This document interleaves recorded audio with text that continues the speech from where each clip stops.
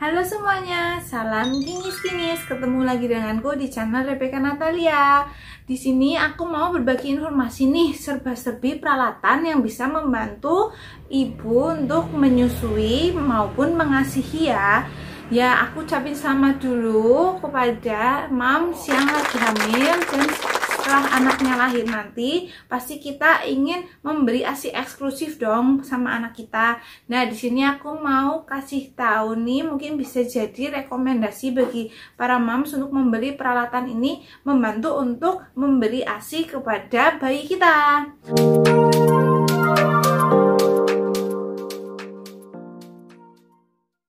Oke, yang pertama nih, selain baju yang berkancing atau juga busui friendly lah ya, kita harus mempunyai ini dia, bra menyusui. Nah, bra menyusui itu, ini contoh aja ya. Nah, ada yang berkancing, kancingnya di sini, bra menyusui, agar nggak susah gitu untuk memberikan ASI pada anak kita. Ini buka kancing gini ya, klik gampang banget. Ada yang satunya itu tipenya gini nih. Nah, bukanya itu dari atas ke bawah. Ini ya, ini sah. Oke, itu moms bisa ya mempertimbangkan mau pilih yang mana. Tapi kalau aku sendiri untuk dua macam tipe bra menyusui ini, aku lebih suka yang bukaannya kancing di tengah nih, karena lebih gampang untuk copot dan pasangnya.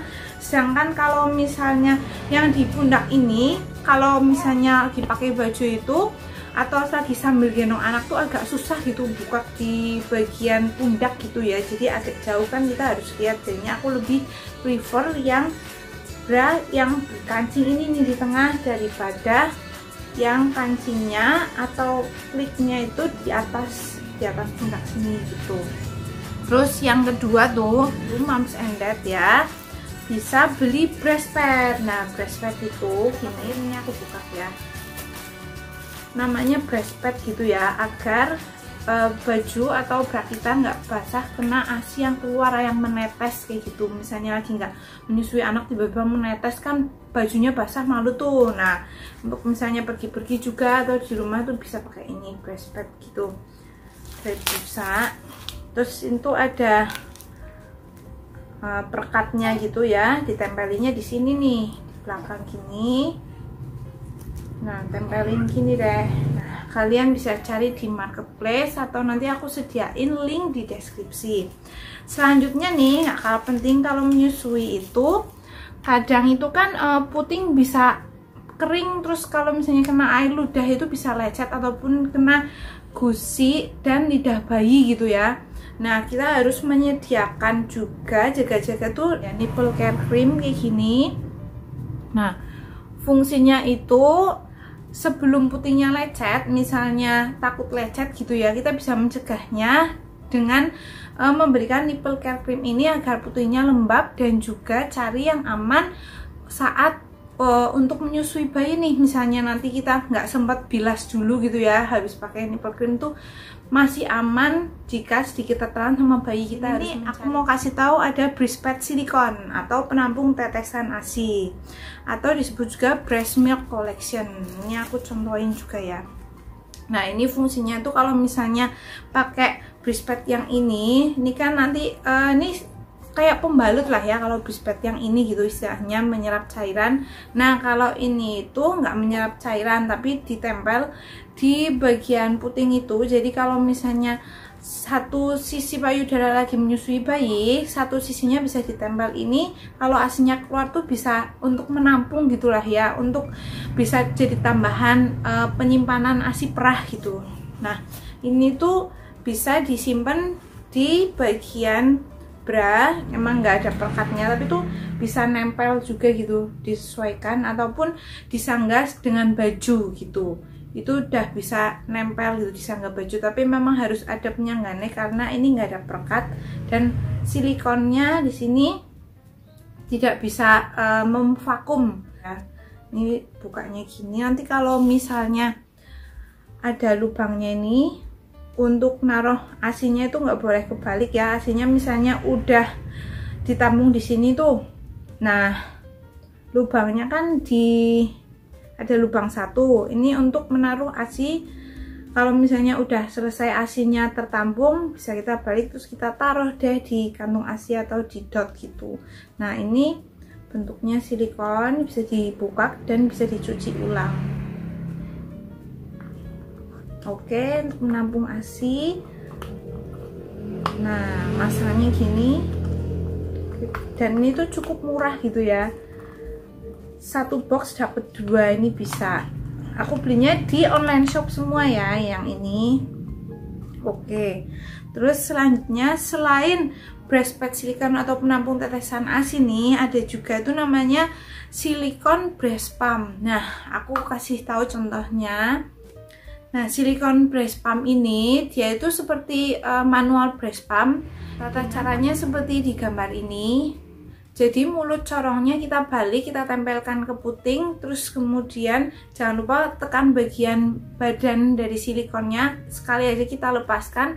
Nah, nanti secara manual ini karena silikonnya suction, jadinya dia nggak akan jatuh dan nggak usah disanggah pakai bra, perekat ataupun BH gitu ya. Nanti sampai dia mengembang sendiri. Nanti kalau udah mengembang, kalau misalnya ASINya masih perlu dikeluarkan lagi, kita pencet sekali lagi gitu agar nanti bisa ASINya dikeluarkan manual. Ini cukup rekomendasi juga sih untuk mengosongkan ASI daripada nanti payudaranya mengeras sampai batu gitu ya. Jadinya misalnya satu sisi untuk menyusui bayi, satu sisinya untuk mengeluarkan ASI juga agar nanti volume di payudara ASINya itu jadi seimbang, bisa untuk cadangan jadi ASI perah juga gitu. Jadi pakai silikon brush pump ini. Selanjutnya juga ada pompa ASI hands free electric brush pump. Jadi menurutku ini mirip silikon brush pump tapi ini pakai elektrik gitu. Ada mesinnya gitu ya. Jadi kita bisa tinggal sanggah, taruh aja di bagian BH juga gitu. Jadi satu menyusui bayi, satunya bisa untuk memompa. Jadi dua payudara itu bisa kosong bersamaan tanpa kita harus memegang dari pompa itu. Nah, selain hands free electric, ini juga kayak aku punya ya. Dari dulu udah punya ini, memang Spectra 9 Plus kayak gitu. Untuk pompa dual, jadinya bisa langsung pompa dua-duanya saat misalnya kita sedang nggak menyusui bayi gitu. Ini cara merakitnya ada di video aku, kalian bisa lihat di channel aku ya, bisa dicari. Nah, pompa elektrik ini bisa juga untuk salah satu sisi di sini, bisa untuk langsung dua payudara juga. Nah, di sini sih kekurangannya cuman dia itu harus dipegangin gitu ya saat pemakaian. Selanjutnya juga nggak kalah penting nih kalau habis mompa, menyusui, mengasihi untuk menyimpan ASI perah. Nah, kita harus pakai kantung ASI. Bisa pakai kantung ASI, bisa juga pakai botol kaca. Yang penting untuk menyimpan ASI perah itu ya. Kalau aku sih pakai kantung ASI karena dia itu lebih praktis. Terus wadahnya itu untuk menyimpanannya itu bisa lebih banyak lah ya. Kalau misalnya botol kaca kan penyimpanannya harus lebih besar. Nah, kalau pakai kantung ASI kan bisa ditumpuk, jadi lebih hemat gitu untuk wadah penyimpanannya. Di sini aku pakai merek Natur ya. Ini menurut aku the best. Ini nggak di endorse sih, cuman aku tahu aja itu menampungnya bisa lebih banyak. Di sini sih tulisannya bisa sampai 240 ml. Tapi aku pengalamannya bisa sampai 280 ml, nanti sampai full di sini.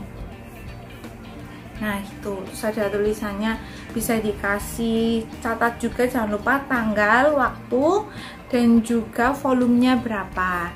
Di videoku juga ada, nanti kalian bisa cari ya bagaimana cara menyimpan ASI perah yang baik dan benar gitu ya, agar nggak basi juga. Selain itu juga di sini ada penghangat ASI. Ini aku contoh aja ya, nggak sebut merek gitu ya, tapi udah kelihatan sih mana. Penghangat ASI dan juga botol dok untuk menyimpan ASI perah itu. Nah, jatuh. Ada puterannya ya untuk menghangatkan ASI, mencairkan ASI beku, ataupun juga menghangatkan makanan pendamping ASI gitu. Ada wadahnya kayak gini, contoh aja. Kalau merek sih bebas ya, menurut moms and dad aja cocoknya yang mana.